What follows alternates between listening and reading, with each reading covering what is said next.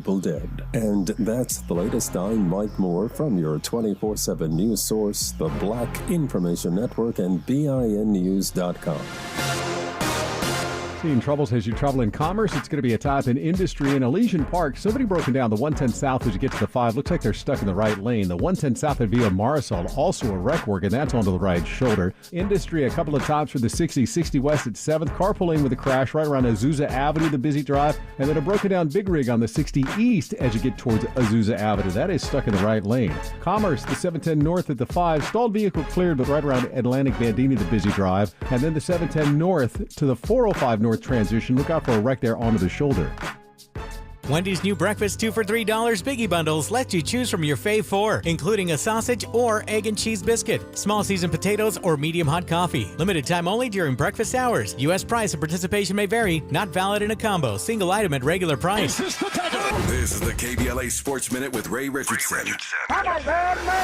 It's time to jump it up. The NBA regular season tips off today with the Lakers at the defending champion Denver Nuggets. 4:30 tip-off this afternoon on TNT. The last time the Lakers saw the Nuggets, they got swept in the Western Conference Finals. 21st NBA season for LeBron James, his 6th with the Lakers. LeBron will be 39 on December 30th. An early milestone to keep your eye on. LeBron is the NBA's all-time leading scorer with 38,652 points. He's only 1,348 points away from 40,000. If LeBron plays all 82 games, which is unlikely, he would need to average 16.4 points. LeBron's career scoring average is 27.2. Keep your fingers crossed that LeBron can stay healthy. He missed 27 games last season. The Clippers open up Thursday night at home against Portland. No debates, no speculation, just the info you need. That's your KBLA Sports Minute. I'm Ray Richardson on KBLA Talk 1580. Environmental justice, pollution, and climate. In Los Angeles and across America, people of color are suffering and dying from disproportionate health impacts on a planet that has less than 10 years to prevent irreversible damage. Heat illnesses, respiratory illnesses, water-related illnesses, food system impacts, insect-related diseases, black maternal health, and mental health effects. As the impacts of climate change mount, millions of vulnerable people, our people, are going to bear the brunt of these extreme environmental events, which will likely lead to forced displacement, loss of cultural identity, and other related risks. These realities are as real as rain. Stay tuned to KBLA Talk 1580 for more details about the most progressive multimedia and live events campaign any black media outlet has ever undertaken to combat the climate catastrophe. Experts, events, empowerment. It's all on the way from unapologetically progressive KBLA Talk 1580. We don't black down. We level up. Level up, level up, level up, level up, level up, level up, level up, level up, level up, level up, level up, level up, level up.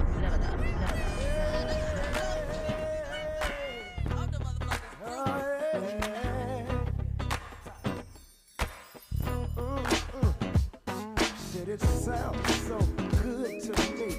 You gotta get on up, baby. You gotta get on up now. Say it again, you're to say, get on up. Gotta get on up. You gotta get on up now. Wait a minute, let me tell you. Everybody grab somebody, turn his mother into a party. Fellas, take it, ladies' hand. Ladies, go and choose your man. There's no need to be afraid. Friday night, let's all get paid. Positive is the attitude. Negative is not the move. I'm Tavis Smiley, and I'm delighted to have you with us in this second hour of today's program. Should be a good conversation. I've been looking forward to this conversation with two guests, Emily Galvin Manza and Ivy Harris, about what's wrong with America's system of public defenders, and more importantly, how to fix it. Public defenders not only fight for their poor, indigent, and mostly people of color clientele, but also have to fight against persistent negative stereotypes about their clients. No surprise there. We'll talk in this hour about a new model of collaborative public defense designed to empower public defenders nationwide. In this hour, I am pleased to say that Ivy Harris joins us live in studio. Ivy, how are you today? I'm doing good. Thank you for having me here. It's my great delight to have you here. Privilege is all mine. Thank you. And Emily Galvin Amanza joins us on the phone. Emily, good to have you join us as well. How are you today?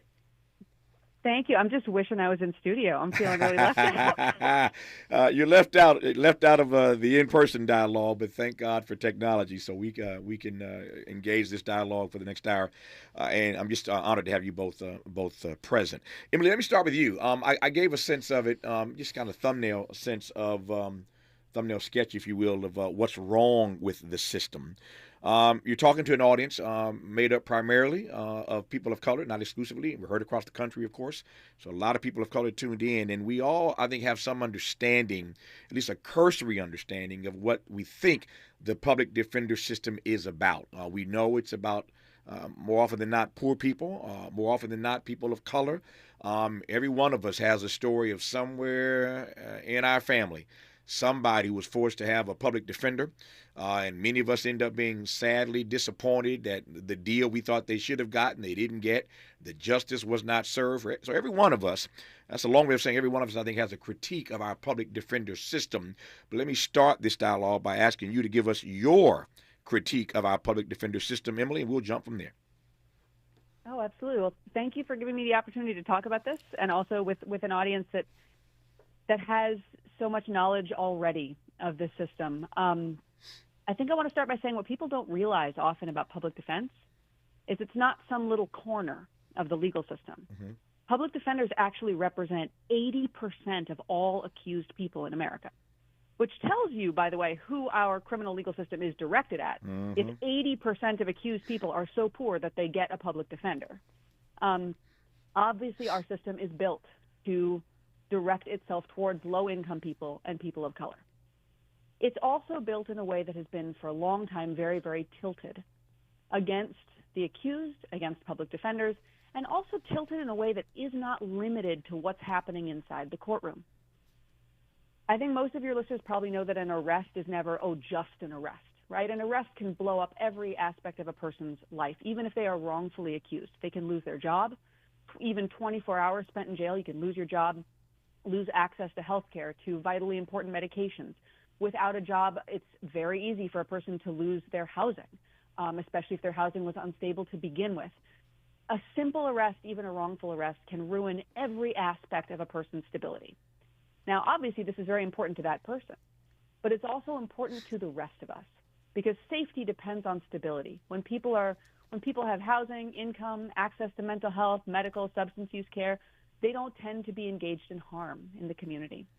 So what we're really trying to do is build in the resources that enable public defenders to do more of that stabilizing work, which Ivy does, and she can tell you about, more caregiving for people who are in crisis, more worrying about people's real stated needs, and more ability to free up the lawyer to focus on the lawyer stuff, to basically take all of the client care work off the lawyer's plate and say, lawyer, you go focus on what's happening in the courtroom and you go win this case. You go give us your best trial advocacy. Ivy is going to come in and take care of all of the other things that are terribly important to the client. Because let's be real, that's how rich people get defended. Mm-hmm. When a rich person or a person of privilege is accused of a crime, you better believe their legal team cares about their housing and cares about their job. So we're trying to build that, but for low-income people. I appreciate that. Emily Galvin Amanza is the co-founder of Partners for Justice, and Ivy Harris is a PFJ, as we call it, Partners for Justice, PFJ advocate, and we'll bring Ivy into this conversation as we move forward, trust and believe. When we come forward, though, I've got a few other questions for Emily that I want to give her a chance to sort of unpack. I'm not naive in asking this question that I'll pose when we come forward, but it bears, I think, some wrestling with, and that is why our system is tilted in the way that it is. It's not like we haven't known this for quite some time, and yet the tilt has never tilted in the other direction. Again, I'm not naive about this, but I want to just explore this notion of why our so-called system of justice, our system of jurisprudence is so tilted in the way that it is, and a great deal more to unpack as we move forward with Emily and Ivy. You're listening to Tavis Smiley. What's your quarrel with the world? You're listening to Tavis Smiley.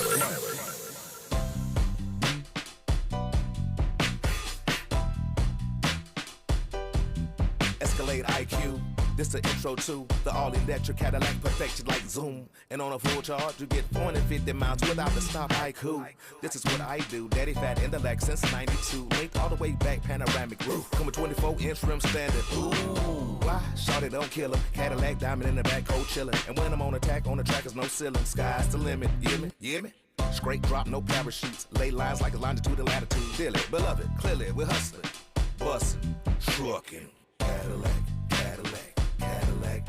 For more on the Escalade IQ, visit Cadillac.com. Available late 2024. GM estimate 450-mile range. On a full charge based on development testing and/or analytical projection. Consistent with NCHA 1634 revision 2017 MCT. Range subject to change prior to production. Annual rates may vary based on service factors, including ambience temperature, terrain, battery age, and condition loading, and how you use and maintain your vehicle.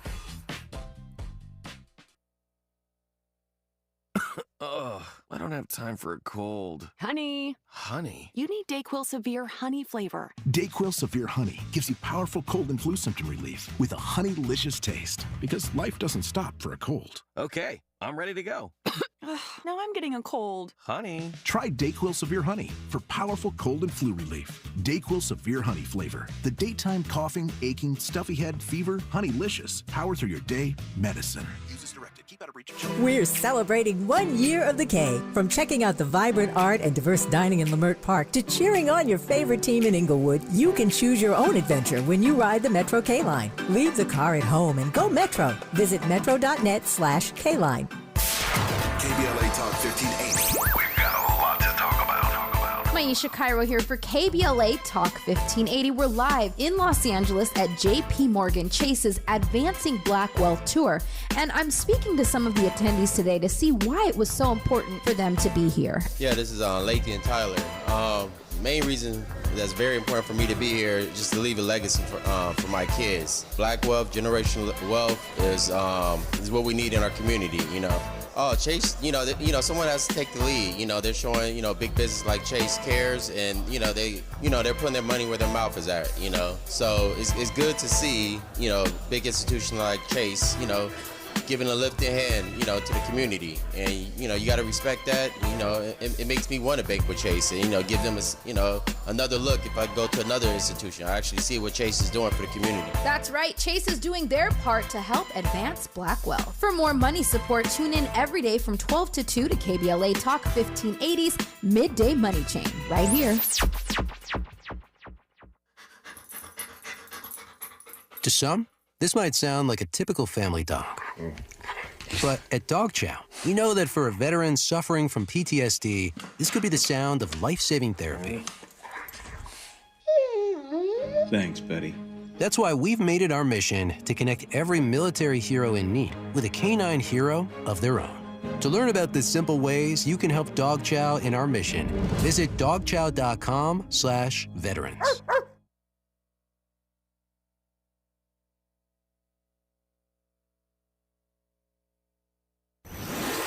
Let's get back to more of this rich dialogue with Tavis Smiley. Tavis Smiley and Emily Gavin Almanza and Ivy Harris, who will both work with Partners for Justice. Emily is the co-founder of Partners for Justice, and Ivy Harris, who we'll talk to a little bit later in this hour, is a PFJ advocate.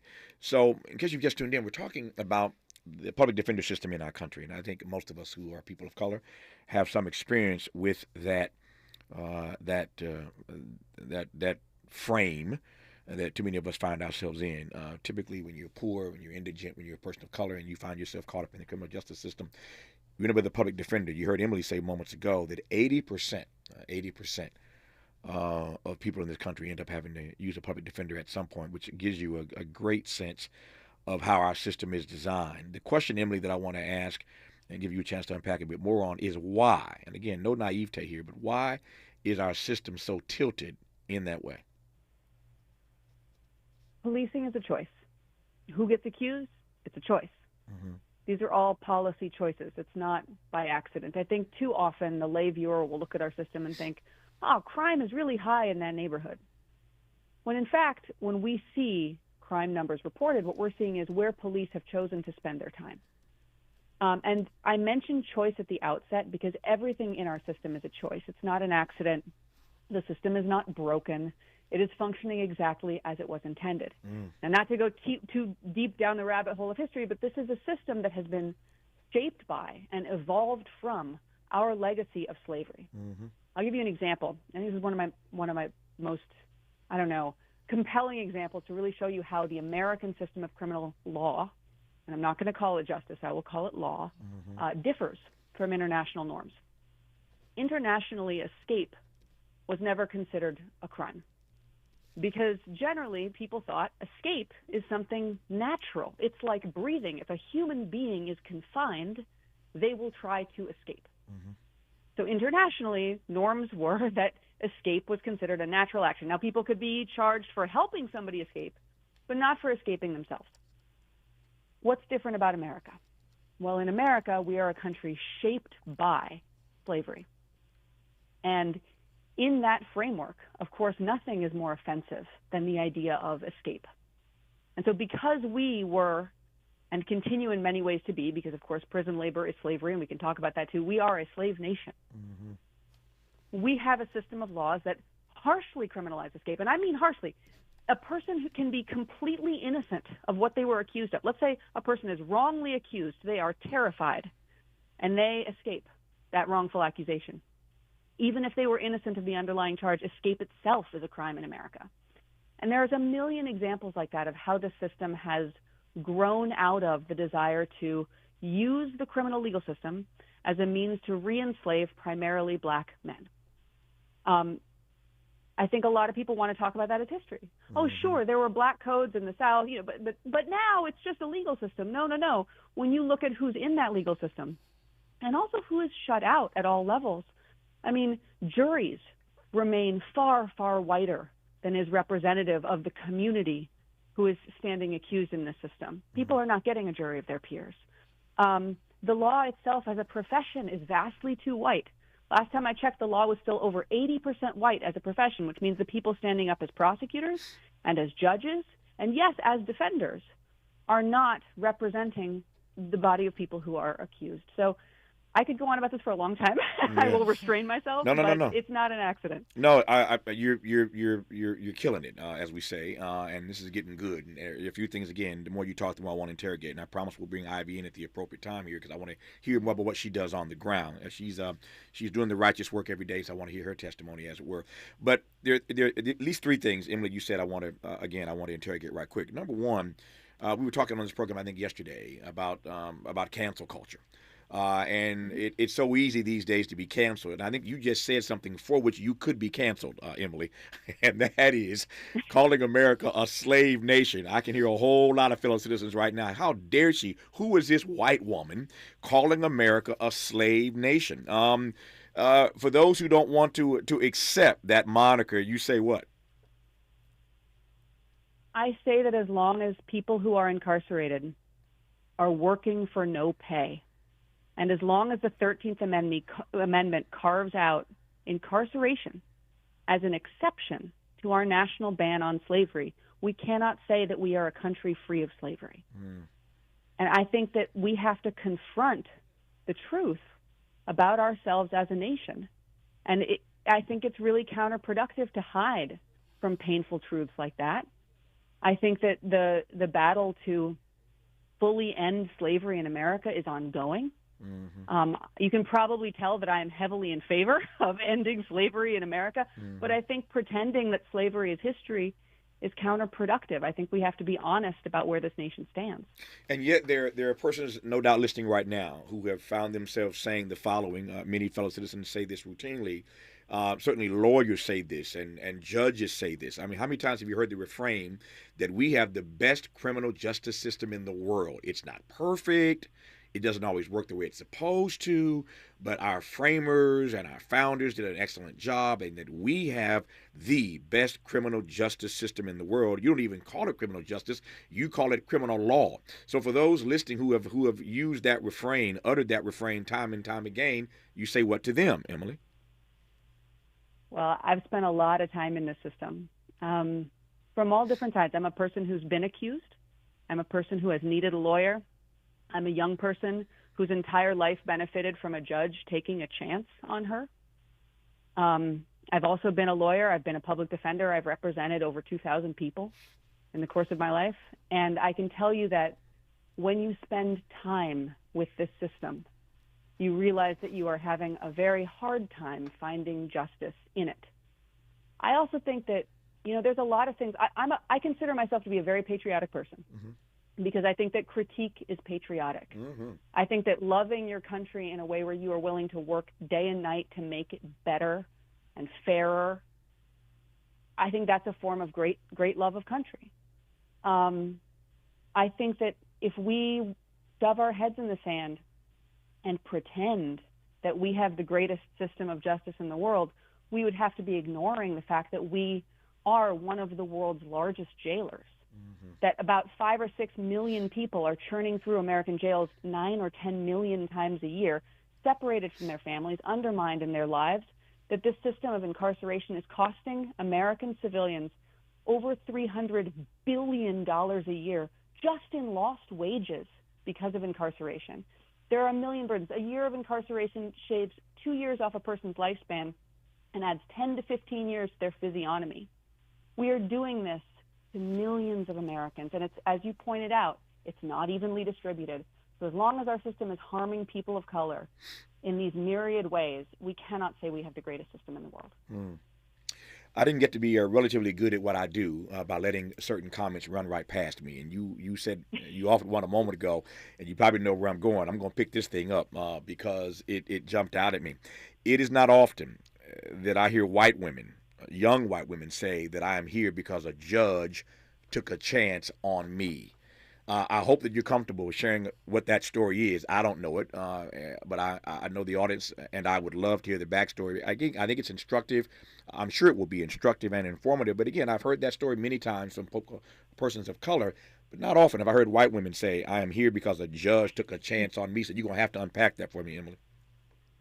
I will give you enough detail to tell you the story, but not enough that I'll embarrass my mama. Okay. Okay. we don't like embarrassing. I got a mama too. She's listening. I don't like embarrassing my mama, so I ain't gonna be mad at you for that. All right, good. So when I was a young person, I got into a lot of trouble. I went through a really, really hard time, and during that time, I engaged in a lot of problematic behavior, including substance use and criminal behavior in the community. Sure. And it culminated with me getting arrested when I was 15. And I got really lucky because on the day that I was arrested and I was brought into court, I had a Judge Leslie Harris in Boston, Suffolk Criminal Court, Juvenile Court, I guess, a really legendary black judge who was an advocate for young people. And I don't remember much about that day because one thing I've always carried as a public defender is how when you're the person who's standing accused in court, it goes by really fast and you don't understand anything. I remember so little of that day. But he called me up to the bench and he said, why are you here? I was a good student. I was a bad kid, but a good student. And he said, what are you doing here? And I don't know what I probably said something really stupid. And he said, look, I'm gonna give you a chance. I'm going to give you a chance to go on and do something better, go to college, do what live your life. But I don't ever want to see you again unless you've done something good with your life. And because of him, I was able to go to college, and I was able to become a lawyer, go to law school, become a public defender. And what that meant for me was that when I first started walking, my first job as a public defender, my 1L summer, I got a job with the LA County Public Defender in East Lake Juvenile Courthouse, which at that time was, I think, the busiest courthouse in America for kids. And it meant that I was walking into rooms with kids who had done things that I myself had done, or were accused of doing things that I myself had done, and they didn't do it, and I did, except for that I was a white girl who had all the benefit of privilege in this legal system and also a very great judge. And they were black in East LA or Latino in East LA. And because of that difference, the system was coming down on them like a ton of bricks and trying to steal their future and trying to steal their potential. The system looked at me and saw potential. And the system looked at them and saw threat. And that made me really, really angry as a young future public defender. I've been angry ever since. But that dichotomy of how white people get treated in the system and how people of privilege get treated in the system versus the way the system really operates towards the majority of people it targets, that's been very, very raw for me for a long time. Yesterday, that's first of all, thank you for sharing that. That's a lot of personal stuff to put out there, and I don't think you embarrassed your mama, so that's a good thing. But I'm sitting here, and the story is making me a bit emotional, in part because yesterday on this program, as I've discussed, I'm sure many times over the course of my career, we were talking about this narrative that exists in this country always of white folks saving all the rest of us. We were talking specifically, as I recall, about the new Martin Scorsese film, Killers of the Flower Moon, that came out this weekend, and everybody's calling it a masterpiece. Scorsese, one of the best, no question about it. I've not as yet seen the film. But even those who call it a masterpiece and his best work ever are still a bit concerned that he situated white men and their story at the epicenter of this drama that he tells, even as beautifully as he tells it. And so it raised this conversation once again that we find ourselves in perennially, whether it's The Blind Side or 1,000 other movies I could run down. White folk are always saving us. Here you come now with your young white self telling me there was in fact a black judge who saved you, who gave you an opportunity. I just want to ask very simply and very quickly, how do you read that? What does it mean that it was a black judge who gave this white girl a chance? Well, you notice why I always mention that part of the story, and I said a few minutes ago how problematic it is that the law is still over 80% white. It means that people with the lived experience of being targeted by our legal system are not included in controlling, shaping, influencing that legal system, acting as stakeholders. Ivy wrote a brilliant article, actually, on Supreme Court Justice Brown Jackson and what her appointment meant to her. So I feel like Ivy has a lot of really smart things to say about this. But I would just say I always mention that because who we put in power matters. As a lawyer, I need to know who my audience is in the judge. What do they already understand about the world? What experience has shaped their perspective as a jurist? And I think that it's unconscionable that we have built a system that pertains to people of color and simultaneously excludes people of color. I think it's the culmination of the idea. You've heard the slogan, no conversations about us without us. Sure. And I think our legal system is in many ways the pinnacle of that. Not in all places. There are jurisdictions that have done a great job of creating opportunities for future lawyers, and that's something we really hope with Partners for Justice, I have to say, is we have so much talent in our cohort and so many talented advocates who carry lived experience that is highly relevant to the system and to ideas of justice in America. And that's one of the reasons we work so hard to promote their future career arcs and desires, is to bring more of those voices into positions of power and into the conversation.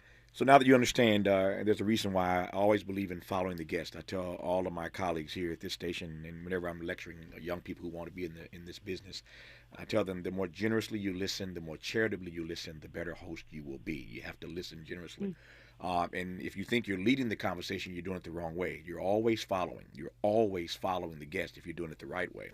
And so you hear people say things, and you probe, you interrogate. I'm so glad I asked Emily that question about what happened to her as a teenager, because it informs this conversation in ways I could not have imagined.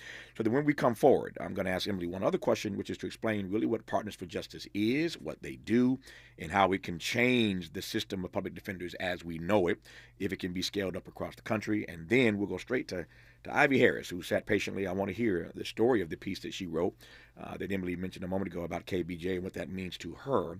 And then we'll talk more specifically about the work that Ivy Harris does as a PFJ, Partners for Justice advocate. We'll do all that when we come forward. You are listening, and I'm glad about it, to Tavis Smiley. Interrogating and unpacking. That's what we do around here. You're listening to Tavis Smiley. If you're like me, 60 and retired, making ends meet, especially here at the supermarket and drugstore, is tough. I'm so blessed to have found benefitscheckup.org. It's a free and confidential website from the National Council on Aging that connected me to $1,200 a year in programs that help pay for food, medicine, utilities, and more. Maybe it can help you. BenefitsCheckup.org. My daughter was diagnosed with a rare malignant rhabdoid tumor on the spine. They sent her straight to St. Jude. My hope was gone. But when you get there, everyone's like, hey, we're not going to give up. And when you see other people not giving up on your child, that makes all the difference in the world. When I found out I didn't have to pay, I was just grateful they saved my baby's life. Finding cures, saving children. Learn more at stjude.org. I'm Mike Moore. Here's the latest from the Black Information Network. The Georgia Supreme Court is upholding the state's 6-week abortion ban. The court released the ruling this morning that sends challenges back to the lower court. First passed by the state back in 2019, the law prohibits abortion after 6 weeks, which is the time a fetal heartbeat is usually detected. The law could not go into effect until the overturning of the Roe v. Wade decision, which happened last year. New developments in the 2002 sniper shootings that terrorized the Washington, D.C. metropolitan area. Lee Boyd Malvo appeared in a Maryland court yesterday by video. The hearing was about his resentencing and how he'll be transferred from a Virginia prison to Montgomery County, Maryland. The 38-year-old African-American was 17 when the attacks left 10 people dead. And that's the latest. I'm Mike Moore from your 24/7 news source, the Black Information Network, and BINnews.com. Seeing troubles as you travel in commerce, it's going to be a top in industry in Elysian Park. Somebody broken down the 110 South as you get to the 5. Looks like they're stuck in the right lane. The 110 South and via Marisol, also a wreck work, and that's onto the right shoulder. Industry a couple of times for the 60 West at 7th. Carpooling with a crash right around Azusa Avenue, the busy drive, and then a broken down big rig on the 60 East as you get towards Azusa Avenue. That is stuck in the right lane. Commerce, the 710 North at the 5. Stalled vehicle cleared, but right around Atlantic Bandini, the busy drive. And then the 710 North to the 405 North transition. Look out for a wreck there onto the shoulder. Wendy's new breakfast 2 for $3 Biggie Bundles lets you choose from your fave 4, including a sausage or egg and cheese biscuit, small seasoned potatoes, or medium hot coffee. Limited time only during breakfast hours. U.S. price and participation may vary. Not valid in a combo. Single item at regular price. This is the KBLA Sports Minute with Ray Richardson. It's time to jump it up. The NBA regular season tips off today with the Lakers at the defending champion Denver Nuggets. 4:30 tip-off this afternoon on TNT. The last time the Lakers saw the Nuggets, they got swept in the Western Conference Finals. 21st NBA season for LeBron James, his 6th with the Lakers. LeBron will be 39 on December 30th. An early milestone to keep your eye on. LeBron is the NBA's all-time leading scorer with 38,652 points. He's only 1,348 points away from 40,000. If LeBron plays all 82 games, which is unlikely, he would need to average 16.4 points. LeBron's career scoring average is 27.2. Keep your fingers crossed that LeBron can stay healthy. He missed 27 games last season. The Clippers open up Thursday night at home against Portland. No debates, no speculation, just the info you need. That's your KBLA Sports Minute. I'm Ray Richardson on KBLA Talk 1580.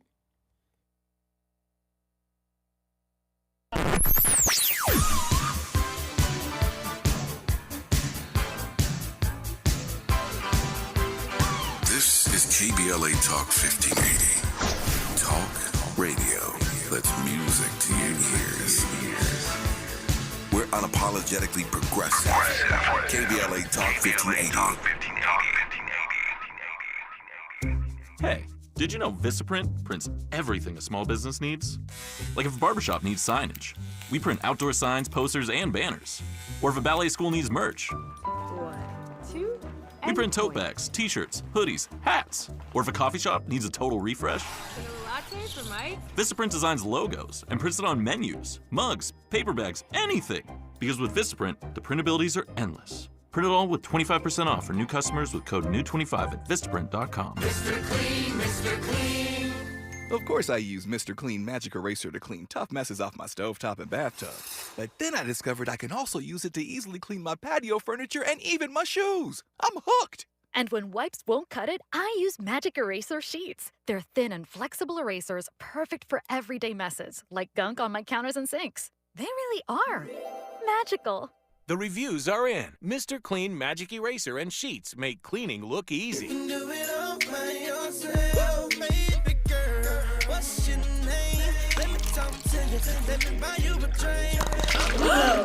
Spilled your drink? Quick, the quicker picker-upper. Bounty picks up spills quicker.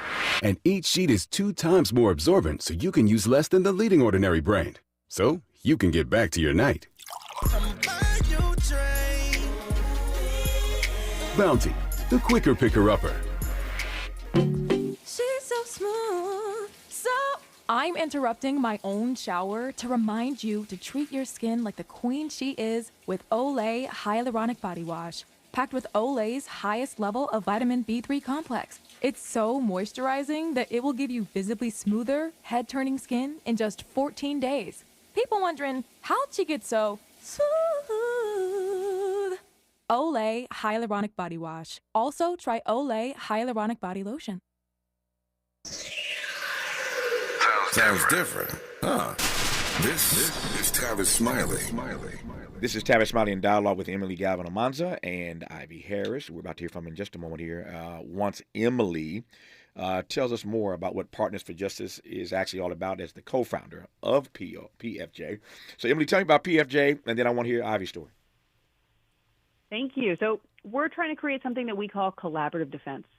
I mentioned at the top of the show that an arrest is never just an arrest, but public defender clients are dealing with so many things that can derail the course of their life or their future or their goals. So what we do is we help public defenders bring on the capability to work on more than just the criminal case. Specifically, they can bring on the ability to work on housing, employment, continuing education, access to mental health treatment or substance use treatment, access to public benefits. We have had some real creative skill sets here. We've had advocates help find care for people's dogs when the person was tied up in the legal system. So the general idea is to be client-led, to not assume we know what our clients need, but to ask our clients, to ask them what they are struggling with, what they prioritize, what their goals are, and then put in place an interdisciplinary professional like Ivy who can work on all of those different things and, importantly, then channel all of that work that the client has done back into court with something that we call mitigation, which is basically telling the story of how the client came to be where they are, their context, their goals, and all the work they've done to help set up every piece they need to be successful moving forward. It's incredible work. It gets a lot more people out than, lawyer work alone. I'll give you an example. We looked at the last year of our cases in Delaware, where we had advocates like Ivy working on these cases. And we found that when those advocates did mitigation and helped their clients tell the story of how they came to be here, 87% of the time, those cases ended with no jail and no prison. And 71% of the time, those clients found a path to full dismissal of the charges. So that sets us up to do what I call mass decarceration. In the last 5 years of work, we estimate that we've eliminated approaching 5,000 years of incarceration. And we're really lucky to have jurisdictions like LA County that when you come to them and say, hey, do you want to do mass decarceration? You want to help more people come home and do really, really well? LA County said, absolutely, yes, let's do it. Let's do more of that, and brought on folks like Ivy. All right, Ivy, that's a heck of an introduction to what you do every day. So tell me what's a day like in your life as a PFJ advocate? Right. So I would characterize it into 3 categories. So I typically begin my day in court or trying to assist my clients with getting to court. And that's a huge deal because sometimes, a lot of the times, my clients don't have a reliable way to get to court. They might be taking the bus, they might be taking the train, they may have a ride. However, something as simple as losing childcare. I can't find anyone to watch my kids. Or a friend just bailing out last minute and you being late for your court date could mean that you have a warrant out for your arrest. So being able to communicate with somebody who also speaks to their public defender and is able to explain like, hey, I might be a little bit late, that can mean the difference between being in custody or out of custody. We also have a partnership with Uber now, which helps us get our clients from where they're staying to court so they could be there on time and, be in court. So outside of that, when I'm in the courtroom, I'm also able to again, Emily had mentioned it. We do mitigation by telling our clients stories. So I work very closely with clients. I get to hear their background. I get to hear and understand the barriers to some of their court requirements. And I'm able to go in and I speak with their public defender. I could speak with the judge in the courtroom or the judge in their chambers. And I'm able to articulate some of our clients' life stories, why they interacted with the criminal legal system, why they might not have, met their court requirements. Those type of things that make a difference to what the judge determines the outcome for our clients will be. After that, our work can be deeply personal. Sometimes there isn't much for me to do when I'm at court besides sit with clients who got sentences that will affect the rest of their lives. I'm sitting with young men and women who now have felonies and are in tears, crying. I'm sitting with people's family members after they found out that their son is going to be incarcerated now. They showed up to court, didn't know what was going to happen, and ended up incarcerated. And my help just looks like being there, just listening in those cases. So that's one part of my day. That's the morning. And then there's the in-office work. So the in-office work looks like me communicating with my clients via phone. It could be in the office. It could be if they're incarcerated via video conference. But that's when I begin to do my intake work. And that looks like working with my clients on their court requirements. That might be anger management, domestic violence. It might be getting into a mental health. Our substance abuse program, we focus first on, okay, what do we have to do to satisfy the court's requirements? And then I let my clients lead and talk about some of their most interpersonal goals. What would you like to accomplish? But also, what are some of the hardships that you're facing? A lot of my clients either come to me and they're experiencing some type of housing insecurity, a mental health issue, or a substance abuse issue. These are things that we can address just for them to be healthy human beings and able to interact with society in a way that is helpful. So that is a particular part of my day. The other aspect is working with community resources in order to connect my clients, fighting through a lot of red tape and bureaucracy, sitting on hold for a long period of time, and ensuring and taking some of the weight off of our clients who are simply ultimately trying to survive by being able to go out, connect them to resources, ensure that they get there, and then they get the proof that they need and things like that. We also, of course, connect to housing and things like that, because if you don't have housing, there's very little that you can do. So that's essential. And then the third component of my work is being in the field. So I go with my clients to doctor's appointments because there I'm able to articulate sometimes to a doctor what my client is going through based off of an assessment that they received from a different therapist in a different way than my client might be able to. I'm able to articulate like the needs of the court to those individuals. Sometimes it's just going with them to social services. It might be going to a community service program to ensure that they are adequately enrolled. All of these things to provide support to individuals and help in the ways that we can. And again, I'll preface it by sometimes us as advocates, we don't have the answers to what our clients need, but being able to be available and just listen to people, to just listen to people and their hardships and what they've been through, and to say that, like, I can't provide the answer and the resources that you need might not exist right now, but I'm going to do everything that I can in my power to help you, to fight alongside you to find it. Everybody wants to be heard. There's no question about that. We all want to be heard. And when when people don't listen, then that suffering gets rendered invisible. Somebody has to listen. Somebody's got to pay attention so that the suffering doesn't get rendered invisible. When we come forward, I want to ask you right quick, Ivy, what you hope, and Emily sort of teed this up earlier, but I want to hear it from you directly, what you hope all this work that you are doing as a PFJ Partner for Justice advocate is then allowing the public defender to focus on. So if you're handling all of this, what are you hoping that they can focus on?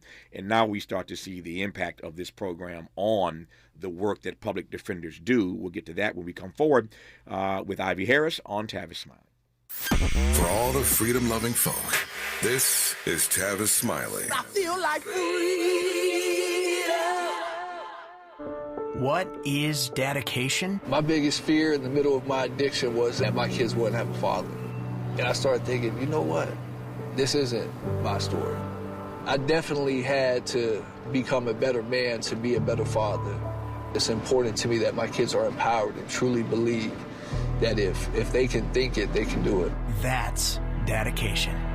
Visit fatherhood.gov to hear more. Brought to you by the U.S. Department of Health and Human Services and the Ad Council. Joey from Vermont, a farmer trying to get through the winter.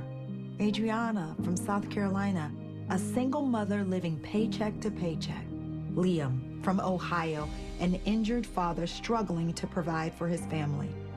Hi, I'm Shanola Hampton, and I support the Feeding America network of food banks because they help provide over 6 billion meals to people in need each year. Learn more at feedingamerica.org. The new iPhone 15 Pro with titanium is here. Switch to my plan from Verizon at your local store today, and you'll get the amazing new iPhone 15 Pro on us with unlimited ultimate when you trade in any iPhone, any model, any condition. Guaranteed. Yep, even the old phone in your pocket right now. It's your Verizon. $999.99, 128 gigabyte only. Device payment purchase or full retail purchase with new smartphone line on unlimited ultimate plan required. Less $1,000 trade-in or promo credit applied over 36 months. Promo credit ends if eligibility requirements are no longer met. 0% APR. eBay Motors is here for the ride. So minivans, sedans, JDMs, roll out. Go ahead, feel your engine. Admire that perfectly installed exhaust. Your vehicle's moving along this freeway like it was made from fresh installs and a whole lot of love. And with eBay Motors, you get over 122 million parts to keep it running. And with eBay Guaranteed Fit, they'll be the perfect fit every time. Plus, at these prices, well, we're burning rubber, not cash. Keep your ride or die alive at ebaymotors.com. Eligible items only. Exclusions apply. Discover, this is Danny. Hi, it's Jen Coolidge. I just want to thank you for making me feel so special. I earned cash back on debit for my dinner party groceries. That's great. But with Discover Cashback Debit, we give everyone cash back on everyday purchases. Anything else I can help you with? Are you hungry? 'Cause everyone left after the asparagus sorbet. Introducing Discover Cashback Debit, a checking account with cash back. It pays to Discover. Eligibility and terms at discover.com/cashbackdebit. Discover Bank, member FDIC. My ride smells just right, just right, just right, just right. Y'all gotta try that Febreze car. Just right, just right, just right. La la la la la. With up to 40 days of consistency, all over Febreze car clips right on your vent. You know my car's my happy place. Keep that smile on my face when it smells just right, just right, just right. Breathe happy Febreze. La la la la. Ready to re-examine your assumptions and expand your inventory of ideas? More of Tavis Smiley coming your way right now. More of Ivy Harris coming your way right now. We're talking about Partners for Justice and a more collaborative way to imagine our public defense system in this country. We're joined by Ivy Harris, who's a Partner for Justice advocate, and Emily Galvin Amanza, who is the co-founder of Partners for Justice, who is just brilliant in her discourse, as is Ivy.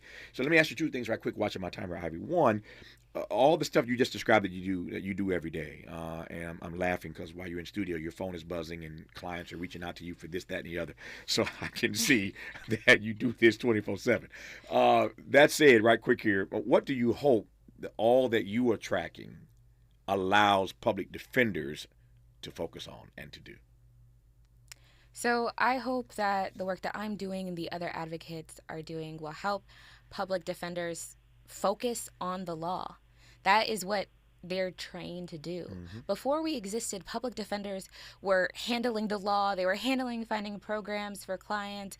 They were also trying to assist in any human way possible to people who are suffering from poverty, just trying to find them housing, trying to do these basic needs things while also trying to handle the legal aspects of their case. So us as advocates, we're able to take that responsibility and that sense of duty towards their clients off their shoulders, and we're able to assist public defender clients with meeting their court case goals while also focusing on meeting their basic needs in order not just to help them, but to help the community heal, right? We're not just helping individuals, but if you help individuals and they're able to become productive, healthy members of society, you're helping community. Emily, I've never spoken or met any public defender who would not tell you that they had a case backlog. Every single one of them is backlogged. So I assume, given the numbers you laid out earlier, which were just stunning and astonishing, the impact that this program has already had on getting folk out of harm's way, I assume this allows these defenders across the country to focus more on their caseload. Exactly. That's really our hope. And it's also a matter of not just focusing on it, but focusing on it under good circumstances. I'll give you an example. When I come into a room as a public defender, I'm asking my client who's never met me before, I'm a stranger, and they've been hurt by a lot of strangers in the system. I'm asking them to trust me. And what builds trust? When they say, hey, I know you want to talk about this suppression hearing we have coming up, but what matters to me is, when do I get to see my daughter again? I want to be back with my baby. When I can say, absolutely, that matters to you, let's work on that. I'm going to walk you down the hall to my colleague who's going to connect you with resources on family defense, or who's going to connect you with resources on how to navigate this custody process. That builds trust. If I, as a defender, have to say, I'm so sorry, I know that's the world to you, but I can't help you with that, that breaks trust. So Ivy's presence and the presence of advocates in the office who let that defense attorney say, absolutely, we've got you because we are a team, it changes the whole dynamic. I mean, the answer to all of this is resourcing in public defense, right? That counties have to follow like what LA County has done and say, yes, we're going to dedicate more resources to defenders so they can build that trust, they can solve underlying problems, they can build more public safety and more public health through caregiving work. But this is, what we've done so far is proof of that value, proof that that works. A few more things I want to cover when we come forward, and I have not forgotten the comment that Emily made earlier about this provocative piece, powerful piece that Ivy Harris wrote about what it meant to her that KBJ was elevated as the first sister on the U.S. Supreme Court. We'll talk about that and a couple other things before we wrap this conversation. You're listening to Tavis Smiley. From Leimert Park with love, this is Tavis Smiley.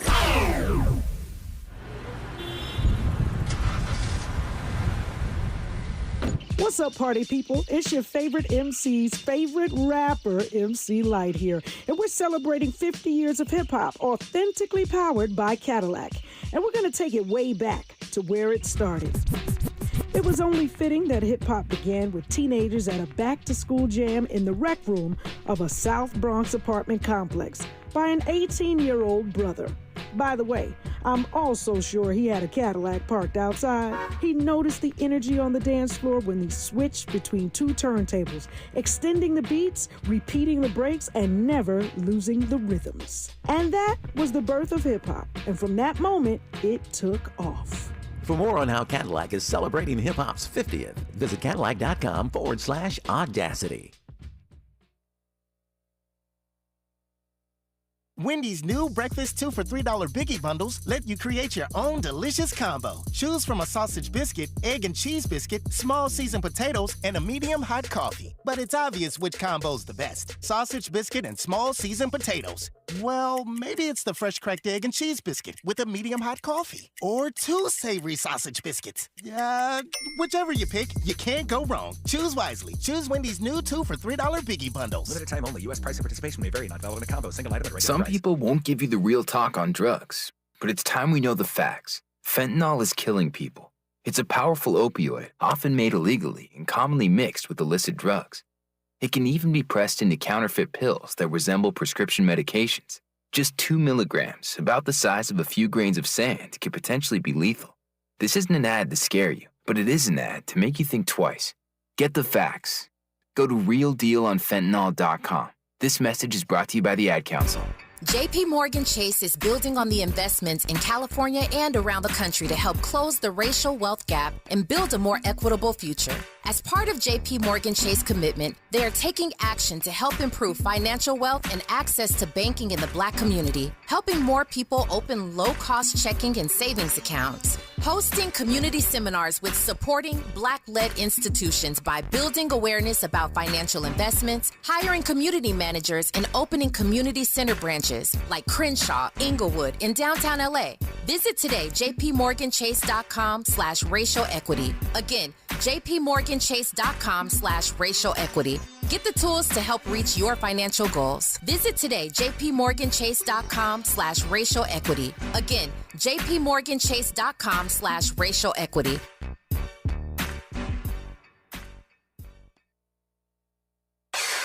Who do you trust to get at the truth? Tavis Smiley. That's who. The conversation continues right now. For another 4 minutes, it does at least. I want to go to Ivy right quick and ask this question, then I want to wrap talking to Emily once again. So Emily mentioned this piece that you wrote. So many of us, I remember, I always remember when KBJ finally navigated those treacherous waters of those hearings and made her way on the U.S. Supreme Court as the first Black woman to sit there. You wrote a piece. Just top line for me, what it meant for you as a young Black woman to see KBJ on the Supreme Court. I mean, as a young Black woman, it meant everything to finally feel represented in the highest court in our country. But ultimately, I also had an understanding that her, getting to that place and also being at those hearings, she would undergo a lot of scrutiny that I don't think existed for the previous individuals who had to go through those hearings. Ultimately, she has to navigate the politics of not only having once been a public defender and all the stereotypes surrounding public defenders defending criminals. Also, she had to navigate this perception that ultimately she might be more biased towards these woke Antifa, lawless activist types, ultimately, aka they're trying to say Black people. But also, there's also this problem where she also has to watch the way that she is articulating herself, her facial expressions, because there are stereotypes of Black women as being too aggressive, right? So she's constantly having to watch her emotions. And that's something that I resonated with because I was in a commissionship in my hometown and I was on camera in front of the public and I felt that, you can't be too passionate or you're going to be considered angry. Now they're watching and you can't speak too, outwardly about issues that affect Black and brown people because you're going to make other people feel that they're not being represented in a country where they're already the majority. But you're having to balance being able to speak truth to power on situations, but also if you want to be effective, you can't.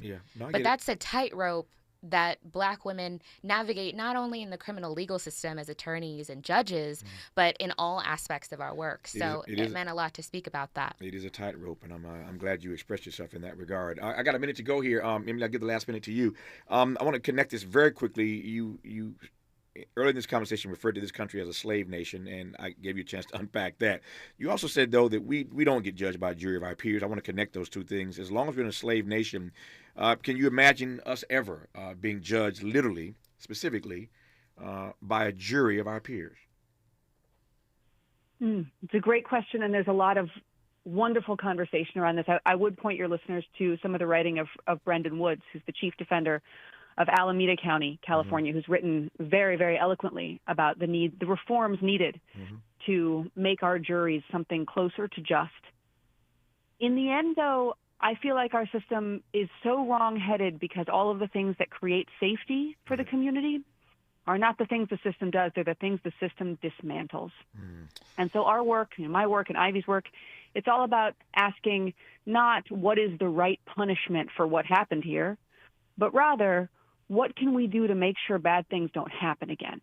Those are really different questions. And yes, the equity in juries is a vital reform, but also questioning the very nature of how we find truth and how we create accountability. The program is called Partners for Justice. Emily Galvin-Amanza is the co-founder of it. Ivy Harris is a PFJ advocate. I've enjoyed having both of them on this program. Congrats on the work that you're doing, and continue to scale this up across the country. Emily, good to have you both on. Emily and Ivy, have a great rest of the day. Thank you. Thank you both. More Tavis Smiley when we come forward. KBLA 1580 Santa Monica. I'm Mike Moore. Here's the latest from the Black Information Network. The Georgia Supreme Court is upholding the state's 6-week abortion ban. The court really terrorized the Washington, D.C. metropolitan area. Lee Boyd Malvo appeared in a Maryland court yesterday by video. The hearing was